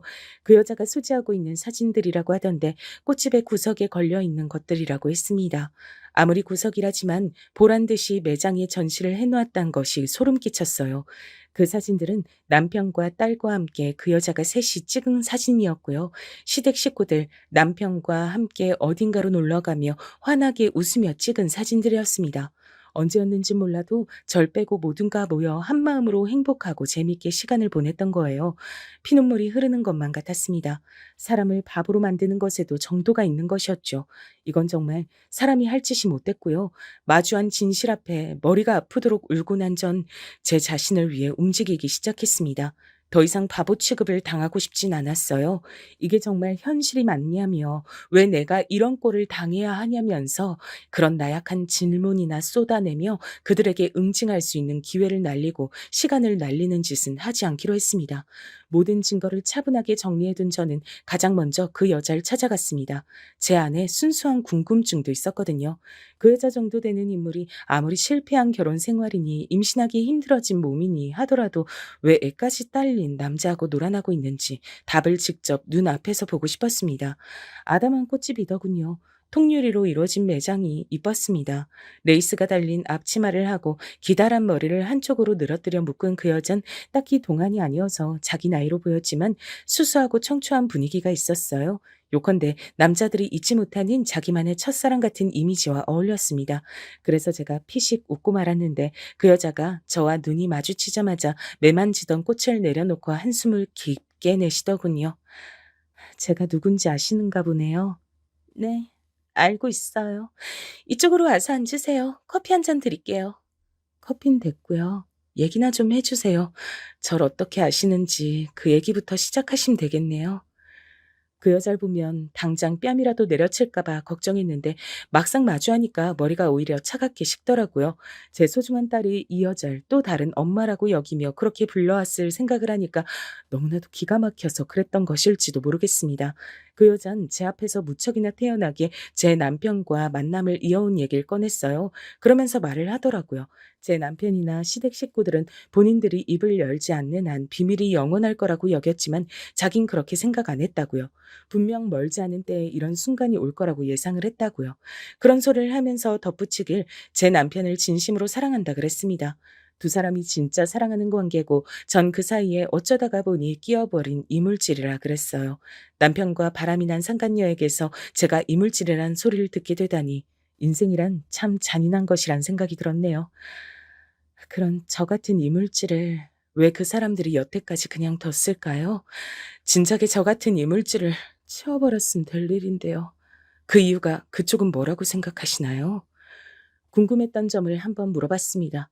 남편이 진짜 사랑을 찾아서 바람을 피우는 거라면 시댁 사람들도 다 인정을 했다면 왜 제가 여태까지 이혼의 이응자도 마주하지 않고 살아온 것일까? 그게 희한했거든요. 근데 그 여자가 내어놓은 답변을 듣고 제가 멍해지고 말았습니다. 그건 제가 원했기 때문이에요. 전 이혼을 겪어본 사람이라 다시 누군가와 재혼하는 건 별로 달갑지 않았어요. 그래서 그 사람이 이혼하고 저한테 온단 걸 말렸습니다. 진짜 돌아버리겠네. 진짜 사랑이신데 결혼은 하기 싫어서 불륜 관계로만 지내셨다. 머리털 나고 들어본 얘기 중에 가장 황당하네요. 거기까진 내가 그렇다 칠게요. 근데요, 우리 수민이한테서 엄마 소린 왜 듣고 자빠졌던 거예요? 아무리 진짜 사랑이랍시고 포장해봤자 결국은 더럽고 역겨운 불륜일 뿐인데 거기 왜 애먼 어린아이까지 끼어들게 만든 거냐고요. 제가 그러도록 요구했던 게 아니에요.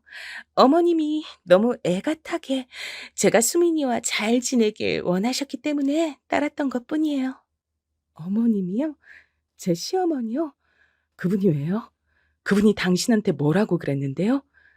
쭉 지내다 보면 제가 결국 그 사람과 진심으로 결혼까지 하고 싶어지게 될지도 모를 일이니까 그때를 대비해서 아이와 미리 친해지는 게 낫다고 하셨어요. 저도 임신에 대한 부정적인 생각이 있을 뿐 아기 자체는 무척 좋아하거든요. 이쁘고 똘똘한 수민이 보자마자 저도 마음이 녹아내렸고요. 그래서 어쩌다 보니 아이에게서 엄마 소리 듣게 됐네요. 이건 정말 미안하게 생각합니다. 기가 막혀. 미안하다고 하면 단가요? 어린아이에게 더러운 경험을 하게 해놓고서 이제 와서 그럼 끝인가요? 제가 남편하고 이혼을 한다고 쳐요. 그쪽 때문에 제가 이혼을 한다고 치더라도 그게 아이와 무슨 상관이 있어요? 아이는 제가 키울 건데? 그건 본인의 생각일 뿐이잖아요. 그 사람도 그 사람 가족들도 전혀 그렇게 생각 안 합니다. 그리고 솔직히 저도 제가 아이를 다시 가질 거란 생각이 안 들기 때문에 이왕이면 수민이에게 욕심이 나는 것도 사실입니다. 이런 미친년을 봤나. 왜 집안 좋고 머리 좋은 여자가 처자식 있는 유부남하고 묻어먹는가 싶었는데 제정신이 아니라서 그랬구나. 이제야 명료해지네. 당신 두 번 다신 우리 수민이 근처에도 가지 마. 수민이 내 딸이야. 그 역겨운 불륜놀이에 감히 끼워도 될 존재가 아니야. 뭐 마음대로 생각하세요. 이미 모든 일은 벌어진 뒤니까요. 태어나기 짝이 없는 그 여자의 태도를 보며 정신적으로 문제가 많은 사람이란 생각이 들었습니다. 구제의 여지도 없겠더라고요. 마음을 단호하게 잡는 것에 아주 큰 도움이 됐죠. 저는 그 여자의 얼굴에 가운데 손가락을 날린 후 매장 앞에 침을 뱉고 떠났어요. 마지막에 당황한 그 얼굴을 보니까 그나마 기분이 좀 낫더라고요. 그날 저녁 남편이 화가 난 얼굴로 집에 왔습니다. 당신 희연이 가게 찾아갔었어? 가서 뭐라고 한 거야? 뭐라고 했길래 희연이가 상처를 받아서 우는 소리를 내? 잠깐, 수민이 어디 갔어? 안 보이네? 딸이 안 보이는 것보다 상간녀의 아니가 먼저인가 봐. 역시 자식까지 두고서 바람 피우는 미친놈의 사고해론 정상이 아니구나. 그게 아니라 암튼 수민이 어딨어? 그리고 대체 어떻게 알고서 희연이 가겐 찾아간 거야? 그년 이름이 희연인지 나발인지 안 궁금하니까 자꾸 말하지 마. 날 더 이상 자극하지 않아도 나는 이미 충분히 너희 년놈들을 찢어 발길 준비가 돼 있거든. 뭐라고? 당신 일단 진정하고 내 말 좀 들어봐. 진심으로 마음이 통하는 상대를 만난 게 죄는 아니잖아. 어쩔 수 없는 남녀감의 끌림인 거잖아. 그렇다고 해서 내가 당신을 더 이상 사랑하지 않는다는 것도 아니었어. 당신은 내 아이를 낳아준 엄마이고 함께 있으면 안정적이고 좋아. 당신은 당신대로의 매력이 있어. 그럼 개소리를 지금 나 듣기 좋으라고 하는 거야? 당신 정말 내가 만만하구나. 내가 바보 천치로 보이는구나. 그래. 이런 취급이나 받도록 내 자리를 내가 만든 거겠지. 호구처럼 당신 맞춰주면서 가정의 평화를 위해 나 혼자 노력하면서 그렇게 멍청하게 지내온 대가가 지금 이건 거야. 지난 날을 죽도록 후회해. 제발 이러지 마. 차분하게 우리 같이 생각이란 걸 해보자. 나 솔직히 집에 오기 전까진 당신이 희연이 많이 괴롭힌 것 같아서 화가 났었는데 지금은 좀 가라앉았어. 당신도 나에겐 소중한 존재라고 생각하고 있어. 우리 같이 해결법을 좀 찾아보자. 우리라니? 잘못은 너 혼자 있는데 왜 거기 날 끼워넣니? 어? 이 미친놈아. 너 지금까지 나한테 사과 한마디도 안 한 거 알아? 미안하단 상투적인 인사 한마디를 안 한 거 알고 있냐고, 이 나쁜 놈아. 근데 내가 널 어떻게 용서해? 어떻게 받아줘? 이미 다 끝났어. 그니까 해결법 같은 소리 하지 마. 진짜로 죽여버리고 싶으니까. 제가 이글이글 타오르는 눈빛으로 외치자 남편은 꿀먹은 벙어리가 됐습니다. 늘 져주면서 살았던 제가 이렇듯 폭발한 게 믿어지질 않는다는 표정이었죠. 그것마저도 가짱키 느껴졌습니다. 수민이 지금 자기 외할머니하고 재밌게 놀고 있을 거야. 그러니까 걱정하지 마. 앞으로도 쭉 우리 수민이 걱정은 하지 말았음에. 내가 키울 거니까. 당신하고 전혀 상관없이 나 혼자서 잘 키울 거야. 그런 줄 알아. 안 돼. 수민은 내 딸이기도 해. 당신이 뭔데 그런 결정을 혼자서 내려? 절대 용납 못해. 그래? 그럼 결정해. 수민이야? 아님 그년이야? 하나만 선택해. 수민이를 선택하면 그녀는 죽는 그날까지 두 번 다시 만나질 않겠다고 각설써. 만나면 전 재산을 나랑 수민이한테 주고 이혼한 뒤 멀리 떠나버리겠다는 각설 써야 돼. 어떡할래? 당연히 우리 딸이 우선이지만 내가 그런 각서까지 쓰길 좀. 빈말이라도 쓰겠다고는 안 하네. 잘 알았어. 이제 끝이야. 넌 네 맘대로 바람 피우면서 애기 데리고 불륜에 껴넣기도 했는데 아이를 내가 키우겠다는 결정 내 마음대로 내리는 게 왜 안 돼? 넌 되고 난 안 돼? 웃기는 놈이네. 넌 나한테 박살날 각오나 해. 반성 따위 없는 뻔뻔한 남편의 모습에 남아있던 일말의 기대, 정, 이런 것들이 다 날아가는 것이 느껴졌습니다. 제가 무척이나 강하게 나온 것에 놀라서 압도당했던 남편은 정신이 조금 들자 저에게 화를 내기 시작했어요. 자기가 그토록 죽을 죄를 지었다곤 생각하지 않는다고 하면서 난리를 쳐댔습니다. 개소리를 진지하게 들어줄 이유는 없었죠. 깔끔하게 무시했고 이혼 소송을 걸었습니다. 망설임 따윈 없었어요. 제가 이혼 소송을 걸자 시댁이 뒤집어졌죠. 시어머니께서 저에게 찾아와 제 뺨을 치셨습니다. 이런 피도 눈물도 없는 년 같으니라고. 네가 뭔데 우리 아들에게 그딴 모욕을 안겨줘? 모욕을 당한 건 전데요. 제가 모욕당하는 것에 어머님도 일조를 하셨잖아요. 그래놓고 저한테 이러시면 곤란한데요. 혹시 치매라도 오셨어요? 역시 이래서 근본이 처단 것과 애초에 상종을 하는 게 아니었어. 집안이 빵빵하고 가방 끈독인 그런 여자를 진작에 며느리로 들었어야 했는데 네가 해낸 것이라곤 우리 집안에 손주를 안겨준 것밖에 없구나. 아이는 우리가 키울 테니까 넌 개운하고 가볍게 재혼자리나 알아보는 게 어떻겠니? 너도 그게 낫잖아. 어떻게 치매가 세게 왔나 보네요. 전 전에 없이 당돌하게 맞섰고 충격을 받으신 시어머니께선 더욱 분에 차서 제 머리채를 잡으셨어요. 저는 시어머니께서 들이닥쳤을 때부터 휴대폰으로 112에 신고할 준비를 마쳐놓고 뺨을 맞자마자 버튼을 누른 뒤였습니다. 그 뒤로 일부러 더 도발을 했던 것이었고요. 시어머니께서 저에게 온갖 분풀이를 하고 계실 때 경찰차가 도착했어요. 그리고 저는 그 앞에서 정신이 혼미한 척을 하며 쓰러졌습니다. 경찰? 갑자기 경찰이 왜 출동을 해? 얘는 왜 또 쓰러진 거야? 나 미치겠네. 시어머니께선 경찰차를 타셨고 전 구급차를 탔습니다. 일이 커지고 말았죠. 이혼 소송에서 가뜩이나 유리한 제가 미치도록 더 유리해지고 말았습니다. 남편은 개거품을 물었어요. 그제서야 뭐가 잘못됐다고 느꼈는지 저에게 사과를 시작했습니다. 수민이 엄마, 내가 잘못했다. 내가 워낙 마음이 약해서 옛날에 잠깐 만났던 여자한테 잘해주고 싶어서 그랬어. 그것뿐이었어. 사실은 나한테 당신뿐인데 내가 그걸 모르고 헛짓거리란 거야. 수민 엄마, 나 용서해주면 이제 앞으로 정말 잘할게. 기회 좀 줘라. 잘못했어. 무릎을 꿇고 눈물로 저에게 싹싹 빌더군요. 이런 사과를 할 줄도 아는 남잔지 처음 알았네요. 전 그 사과를 거절하지도 않고 받아주지도 않았습니다. 남편의 애가 타들어갔고 그 다음으론 시어머니와 시누이가 찾아와 저에게 눈물의 사과를 해댔어요. 용서해달라고 하더군요. 절 기만한 걸 후회한다 했습니다. 전 그 모습을 보며 악어의 눈물이란 생각만 들었죠. 전혀 진심으로 안 보였습니다. 그래서 저는 초연하게 입을 열었어요. 차라리 이걸 그냥 잘된 기회라고 생각하시죠. 이혼하고 나면 아들의 새 출발을 지켜보실 수 있잖아요. 그 여자 임신이 아주 불가능하다는 것도 아닌 것 같은데 시도해보면 아이 소식이 있을지도 모르고요. 그 집안 경제적으로 괜찮다면서요. 돈을 퍼부으면 안 될 일도 없겠죠. 그 그렇게 생각을 하니? 네가 정 그렇다면야 나도 뭐 최대한 그렇게 생각을 해볼 수도 있는 건데 중요한 건 지금 이혼 소송 중이잖아. 너 때문에 우리 아들이 묵사발 나고 있는데 네가 소송 좀 어떻게 해결 좀 해주면 안 될까? 어머님, 절 기만해 오신 거 스스로 인정도 하셨잖아요. 근데도 제가 이혼 소송으로 정당한 승리 하나 쟁취하지 못해야 한다고 생각하시는 거예요? 설마 그렇게까지 양심이 없는 건 아니시죠? 제가 조용히 일침을 가하자 시어머니와 시누이가 입술만 꽉 깨물 뿐 아무 대꾸도 못했습니다. 돌아서면서 제가 이렇게 말을 잘하는 년인 줄 몰랐다며 자기들끼리 불만 어린 중얼거림을 뱉더군요.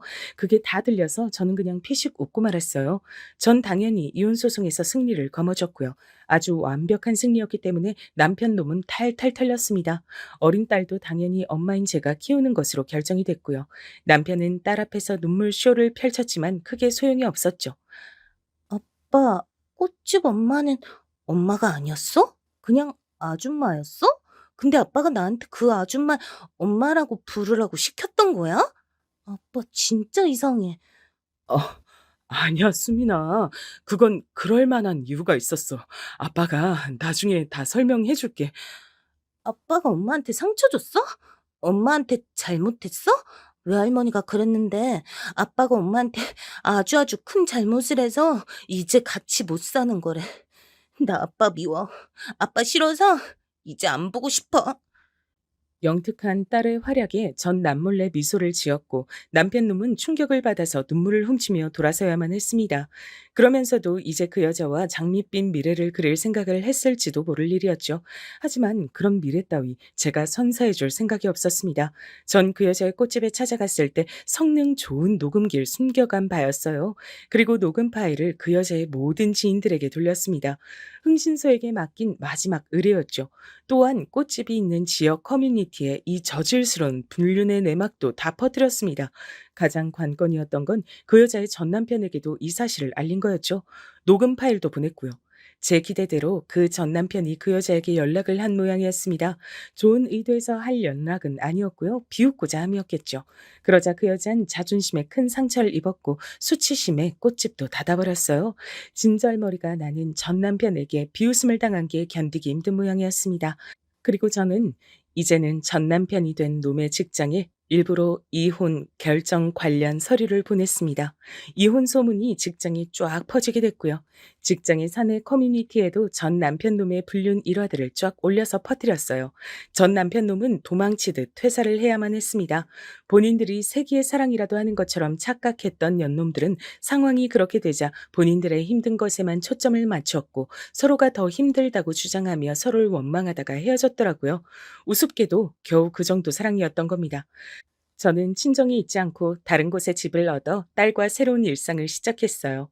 친정과 멀지 않은 동네였고요. 갑자기 이사를 가게 되어서 딸에게도 미안했는데 새로운 유치원에서 적응을 잘하며 발랄하게 지내는 딸의 모습에 곧 안심을 하게 됐답니다.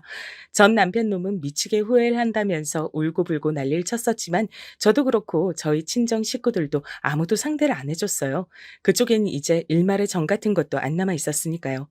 전 시어머니께서 깊은 상심으로 결국 쓰러지셨다는 후문이 들려왔을 때도 별로 안타깝지도 않더라고요. 자업자득이란 생각만 들었네요. 전 딸과 행복한 일상을 이어가다가 좋은 인연을 만나게 됐어요.